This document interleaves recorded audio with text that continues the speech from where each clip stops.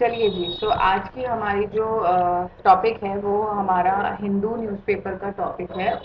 वो उसमें है the process of electing India's president. बहुत ही अच्छा टॉपिक है और that can be used as prelims also. Prelims में भी इसमें काफ़ी क्वेश्चन पूछे जा सकते हैं और मैंने भी इसमें काफ़ी सारे फैक्ट्स जो है ना इसमें ऑलरेडी डाल दिए हैं फॉर योर नॉलेज, जिससे आपको ये पता चल जाएगा कि भाई आपको किस तरीके से यूज़ करना है इस टॉपिक को, राइट। कई बार क्या होता है कि हमें पता ही नहीं होता कि हमें किस तरीके से यूज़ करना है कि नहीं करना है, और क्या इसमें से क्वेश्चन बन सकते हैं। हम जस्ट रीड आउट करते हैं। ये मेरा पहले का हैबिट था, मैं पहले बहुत करती थी इस चीज़ को, but now you know gradually जब आप न्यूज़पेपर रीड करते हो तो आपको ये धीरे धीरे आइडिया हो जाता है कि आपको क्या करना है, आपको किस तरीके से अपने क्वेश्चंस को आंसर करना है, अपने क्वेश्चंस को समझना है। ठीक है, तो चलिए जी आगे बढ़ते हैं। ओके, सो यहाँ पर हम देखते हैं the process of electing India's president. क्या है इंडियाज प्रेसिडेंट को इलेक्ट करने का प्रोसेस। तो क्या है, अभी तक क्या इन लोगों ने आर्टिकल दिया है हिंदू में आर्टिकल था the current president tenure ending in July. तो जुलाई में जी हमारा टेन्योर एंड हो रहा है, किसका, हमारे करंट प्रेसिडेंट का। ठीक है, वो 16th अब हमें कौन से करने हैं, वो 16th हमें करने हैं, इलेक्ट करने हैं। ठीक है, और जो ये थे हमारे कोविंद जी, रामनाथ कोविंद जी हमारे 15th प्रेसिडेंट थे इंडिया के।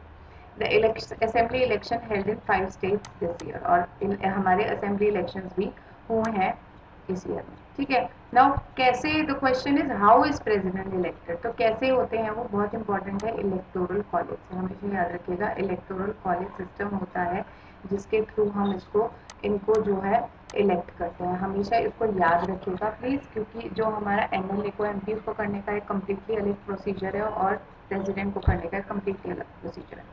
wherein the votes are cast by national and state law label makers। तो पोस्ट कौन करता है, कौन कास्ट करते हैं वोट्स, स्टेट लेवल और नेशनल लेवल यानी एमपीज और एमएलए।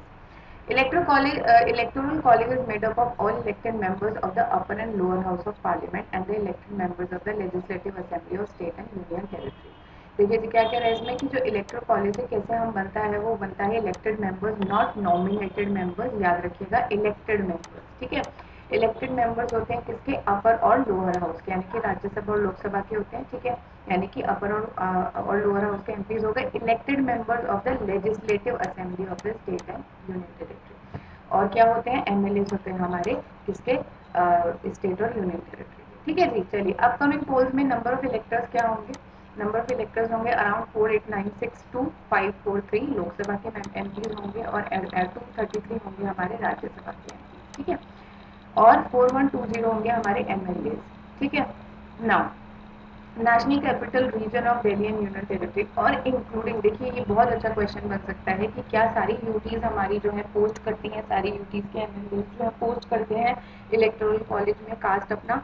नो, वोट कास्ट जो करते हैं हमारे सिर्फ एनसीआर और पुडुचेरी की यूटी ही करती है। ठीक है, नेक्स्ट है जी, before the voting comes the nomination state with the candidate intending to stand in the election files the nomination along with the signed list of 50 proposers and 50 seconders।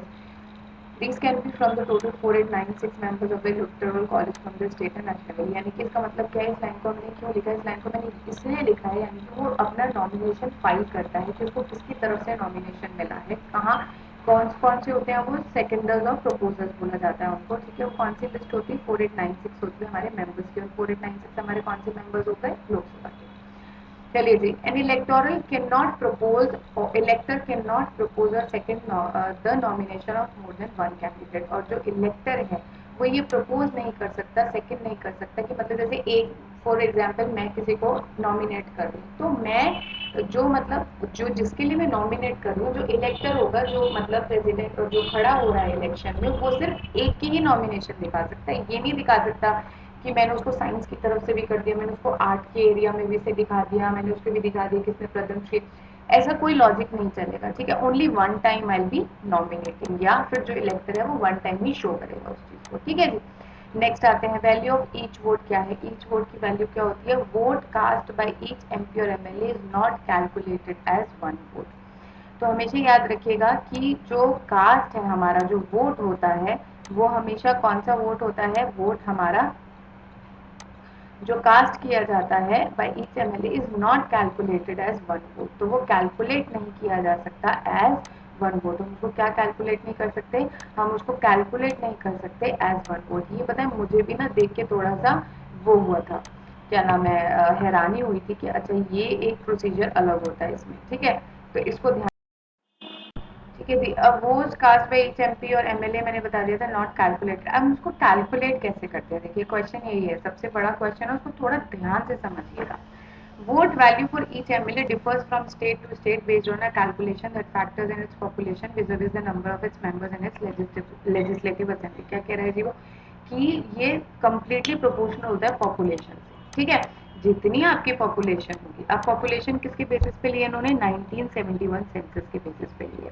ठीक है, एज पर द कॉन्स्टिट्यूशन 84 का amendment act 2001 के according हमारे जो population of state है हम count करेंगे 1971 census.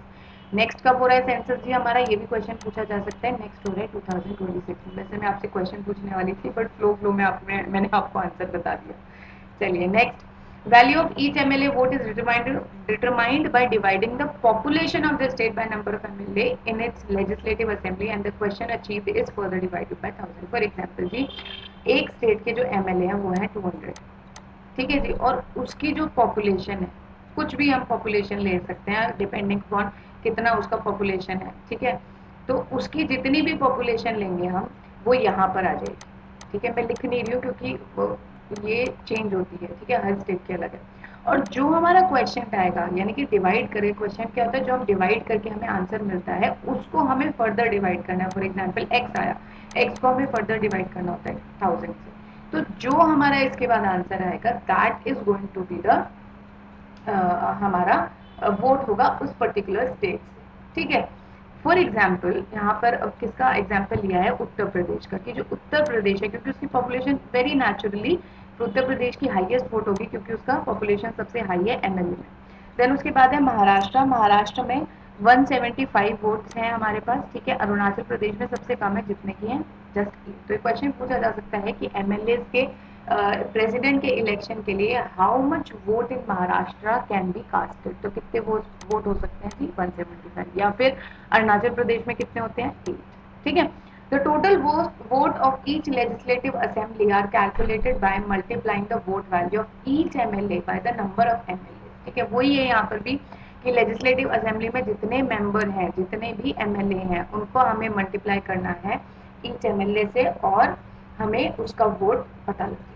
ठीक है, then based on these values the total number of votes of all राज्य सभा and Lok Sabha MP would be। तो इन्होंने कैलकुलेट करके बताया हुआ है क्योंकि हमारे पास ऑलरेडी मिली हुई है हमें कंसेंसस का हमें। तो हमारी कितना है इस समय 559408। बहुत अच्छा फैक्चुअल डेटा है ये, आपको उसको याद रखना चाहिए क्योंकि भाई यूपीपीसीएस में जरूर पूछ सकते हैं। ठीक है, ऐसे डेटा क्योंकि डायरेक्ट क्वेश्चन आते हैं उसमें डेटा के लिए। Total values of all MLAs from state legislative assembly would come up to 549495। तो हमारे भी एमपीज कितने हो गए, स्टेट से कितने हो गए हमारे 559408 और हमारे एमएलए कितने हो गए जी 549495। तो इसका ग्रैंड टोटल कितना बन जाता है हमारा 10,98,903। ठीक है, सॉरी 10,98,903। ठीक है जी, चलिए रिक्वायरमेंट फॉर विक्ट्री, विक्ट्री के लिए रिक्वायरमेंट क्या होती है, 50% प्लस 1। यानी कि जितना भी सपोज करिए 100 वोट्स हैं उसमें अगर हमारा 50% वोट मिल जाते हैं और प्लस 1 यानी कि 51 भी हो जाता है तो वो बंदा जीत जाएगा। ठीक है, नेक्स्ट है जी एक्सपेक्टेशन इन अपकमिंग इलेक्शंस। और एक्सपेक्टेशंस क्या हो रही है अपकमिंग इलेक्शंस में है, ऐसा भी हो सकता है कि जो हमारे जो वाइस प्रेसिडेंट है, हमारे वाइस प्रेसिडेंट कौन है मेरे को कमेंट बॉक्स में बताइए। जो वाइस प्रेसिडेंट है वो भी इनकी जगह प्रेसिडेंशियल इलेक्शन में आ सकते हैं या फिर मिस्टर कोविंद को भी हमें दिया जा सकता है सेकेंड टर्म। ठीक है, आफ्टर द असेंबली इलेक्शन जो कौन से 5 स्टेट्स में हुए, यूपी, उत्तराखंड, पंजाब, गोवा एंड मणिपुर, इनमें 5 स्टेट्स में हमारी बीजेपी ने लेड किया है। तो हो सकता है कि ये जो हमारा प्रेसिडेंट हो वो भी उन्हीं की पार्टी से हो, हो जाता है ना एक चीज वो फिर डोमिनेट करते हैं। ठीक है। अब ये सारे रैंडम फैक्ट जो है मैं अपनी तरफ से लगाए हैं यहाँ पर, just to your knowledge, just to enhance your knowledge. Reason being कि इस तरीके के क्वेश्चंस आपसे डायरेक्टली पूछ सकते हैं वो, कि प्रेसिडेंट इलेक्शंस में कॉन्स्टिट्यूशन में कौन से पार्ट में हमें पता लगता है, या फिर चैप्टर 1 में क्या है, पार्ट 5 के चैप्टर 1 में क्या है, आर्टिकल 52 क्या कहता है, और हमारे इलेक्शन ऑफ प्रेसिडेंट कौन से आर्टिकल में मेंशन है। तो मैंने सब यहाँ पर लिख दिया है, आपको कुछ करने की जरूरत नहीं है, आपको जस्ट ओपन करने की जरूरत है, रीड आउट करने की जरूरत है, मेरी वीडियो देखिए, रिवाइज करिए एक बारी मॉर्निंग में उठ के, और उसके बाद you are good to go. फिर आपको कोई प्रॉब्लम परेशानी इसमें झेलनी नहीं पड़ेगी, और आपका प्रेसिडेंशियल इलेक्शन एक टॉपिक बिल्कुल रेडी टू गो हो गया जी। ठीक है, चलिए इसको देख लेते हैं। Part 5 of the constitution under chapter 1 list out the qualification election impeachment of the president. अब क्या है जी पार्ट 5 हमारा? पार्ट 5 हमारा बात करता है द यूनियन के ऊपर। चैप्टर 1 है इसका एग्जीक्यूटिव के बारे में। तो आर्टिकल 52 क्या बोलता है? प्रेसिडेंट ऑफ इंडिया, यानी कि there shall be a president of India. ये लैंग्वेज है, एग्जैक्टली मैंने आपको बता दी। उसके बाद है part 53 executive power of the union. Union के एग्जीक्यूटिव पावर क्या है? पार्ट आर्टिकल 54 है इलेक्शन ऑफ द प्रेसिडेंट कैसे होंगे। 55 है मैनर ऑफ इलेक्शन, किस तरीके से होगा। 56 है टर्म और ऑफिस ऑफ प्रेसिडेंट, कितने साल के लिए होता है प्रेसिडेंट। 57 है एलिजिबिलिटी फॉर री इलेक्शन, री इलेक्शन की एलिजिबिलिटी क्या है। देन 58 है क्वालिफिकेशन क्या होती है प्रेसिडेंट की। 59 है कंडीशन ऑफ प्रेसिडेंट ऑफिस की क्या होती है। 60 है ओथ और अफर्मेशन बाय द प्रेसिडेंट। 61 है procedure for impeachment of the president. 62 है time of holding election to fill vacancy in the office of president and term of office और person elected to fill every vacancy. ठीक है जी, तो I hope आपको ये video clear, इस video से ये पता लग जाएगा कि हमारे जो प्रीसीडिंग अपकमिंग इलेक्शन हैं, जो प्रोसेस हमारा जुलाई में स्टार्ट होने वाला है, उसको कैसे हम ले जा सकते हैं, कैसे होने वाला है। एंड आई थिंक इसके यहाँ से एक दो क्वेश्चन डेफिनेटली बन सकते हैं आपके प्री के पेपर में। सो इसीलिए मैंने स्पेशली इस पर वीडियो बनाया। सो प्लीज़ मेरे को मोटिवेट करने के लिए आप लोग कमेंट, शेयर और सब्सक्राइब कर सकते हैं मेरे चैनल को, नॉलेज मैत्री को। और अगर आपको ये पीडीएफ चाहिए या वर्ड फाइल चाहिए, please comment in the chat box and I will provide you. मेरा नॉलेज मैत्री करके टेलीग्राम पे भी चैनल है, मैं उसका लिंक डिस्क्रिप्शन में दे दूंगी, आप उसको भी ज्वाइन कर सकते हैं और आपको वहाँ सारी पीडीएफ्स मिल जाएगी। ठीक है, thank you all of you, take care.